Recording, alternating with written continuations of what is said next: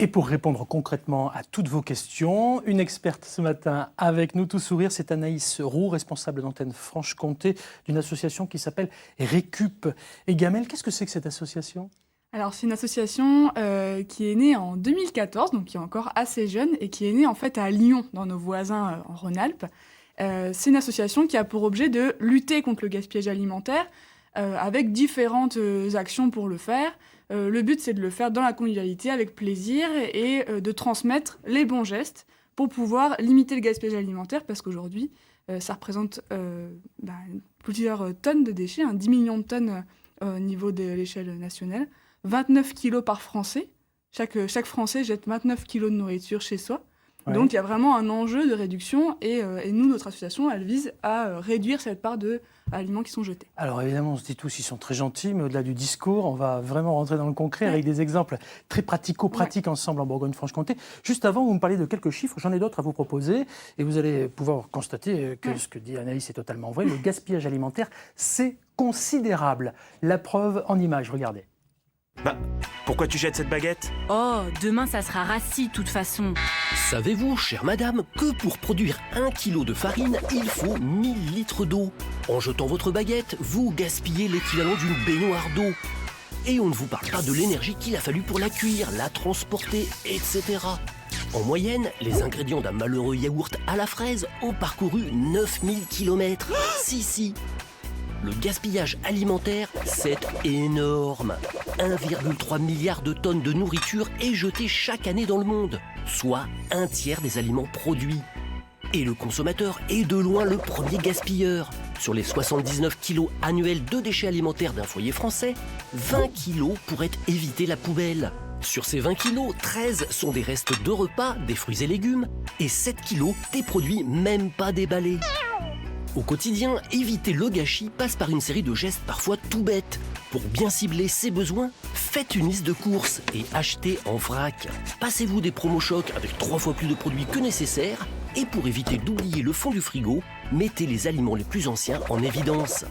Et puis, cuisinez les restes. C'est bon pour la planète et bon pour votre porte-monnaie. Anaïs Roux, des gestes bons pour la planète et notre porte-monnaie. Je vous ai vu sourire, mais il y avait quand même un petit sourire pincé sur les chiffres, parce que le gaspillage alimentaire, je le redis, c'est considérable. Oui, c'est énorme. Et en fait, ce qui est incroyable, c'est que c'est quelque chose qui peut être évité et qui impacte concrètement le porte-monnaie des Français. En fait, on veut tous... C'est-à-dire notre porte-monnaie, oui, on parle toujours des Français comme si c'était un monde à part. C'est nous. Hein. Ouais, c'est nous.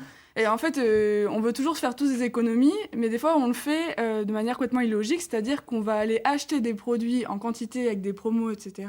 Et derrière, on va les jeter. Et si on pesait le coût de ce qu'on jette, on verrait qu'on pourrait économiser 160 € par an. Eh bien, on va économiser ensemble. Ouais. Juste avant, j'ai envie de vous demander, Clémence, Virginie, vous qui êtes des ménagères accomplies, le gaspillage alimentaire, enfin, cela dit, je pourrais me mettre dedans, il n'y a pas de problème, on peut tous se mettre dedans. Le gaspillage alimentaire, malheureusement, on connaît. Vous avez des bons réflexes, vous, Virginie, par exemple ? J'en ai de plus en plus avec l'arrivée des enfants, parce qu'on se rend compte qu'on jette beaucoup plus.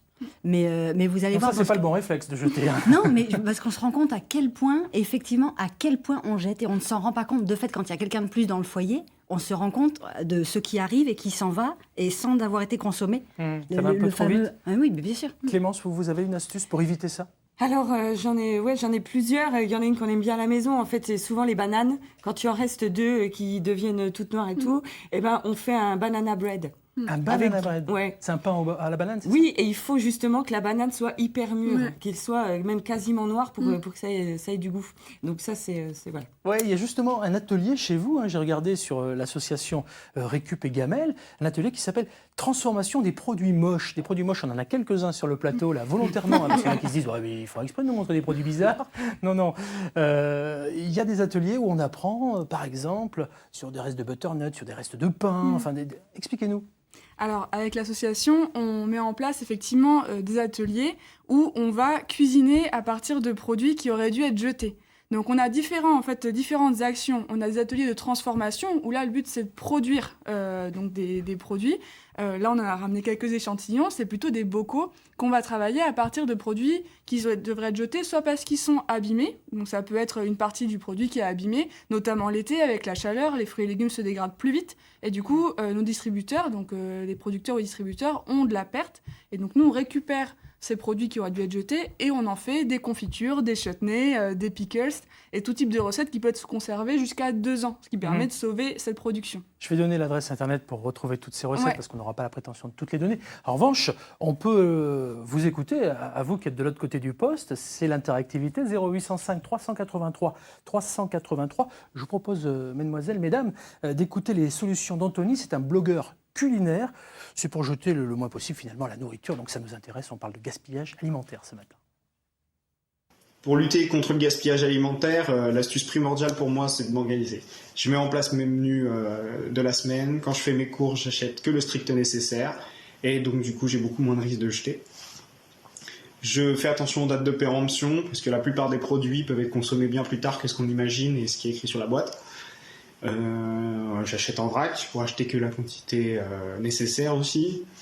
Et puis après, il est toujours possible de recycler ses épluchures en faisant du compost et puis en amenant ça au jardin partagé de votre quartier ou tout simplement votre jardin. Merci Anthony pour votre témoignage. C'est bien aussi l'idée du compost. Oui, tout à fait. Mais moi, je voudrais rebondir sur ce qu'il mentionne sur les dates de péremption. Parce que sur les dates de péremption, il y a une vraie différence entre ce qu'on appelle les dates limites de consommation, qui concernent les produits d'origine animale et qui, eux, vont vraiment avoir un risque pour la santé si la date est dépassée.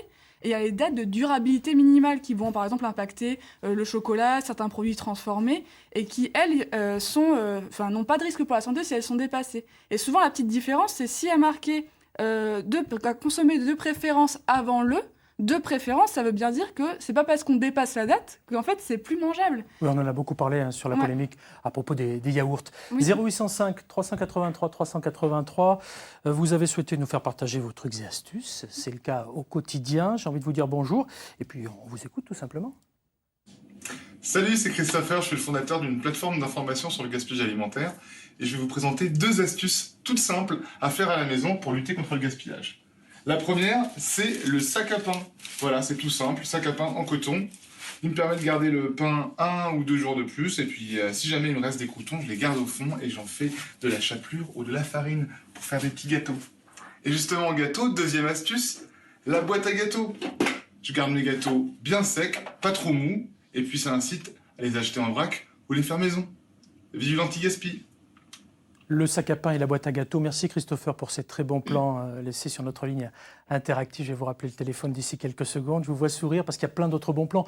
Encore une fois, on ne va pas tout donner, mais je pense que déjà en allant faire un petit tour sur le net, on se rendra compte que vous faites des ateliers de transformation, mais aussi forcément des dégustations un peu partout. Et ça, c'est drôlement bien. Ça commence en Franche-Comté, ça va arriver en Bourgogne.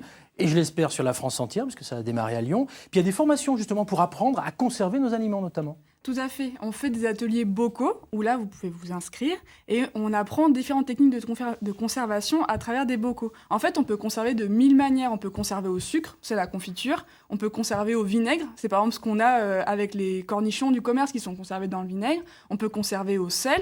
C'est comme ça qu'on faisait avant la choucroute. On met la choucroute, du chou, du sel, et ça se conserve. Et ça fait un phénomène qu'on appelle lactofermentation et qui va faire que le produit va pouvoir se garder pendant plusieurs mois sans problème. Eh bien parfait, le changement de comportement en Bourgogne-Franche-Comté, c'est maintenant et pas demain. Grâce à l'association Récup et Gamel, une association engagée et créative qui lutte contre le gaspillage alimentaire. Il y en a d'autres, mais je vous invite à aller faire un petit tour sur le net pour découvrir celle-ci. Et puis je vous rappelle le numéro de téléphone si vous souhaitez nous joindre. Le voici, il s'affiche sur votre écran pour nos experts du lundi au vendredi. 0805 383 383 et le Facebook Les Matins de France 3 Bourgogne-Franche-Comté.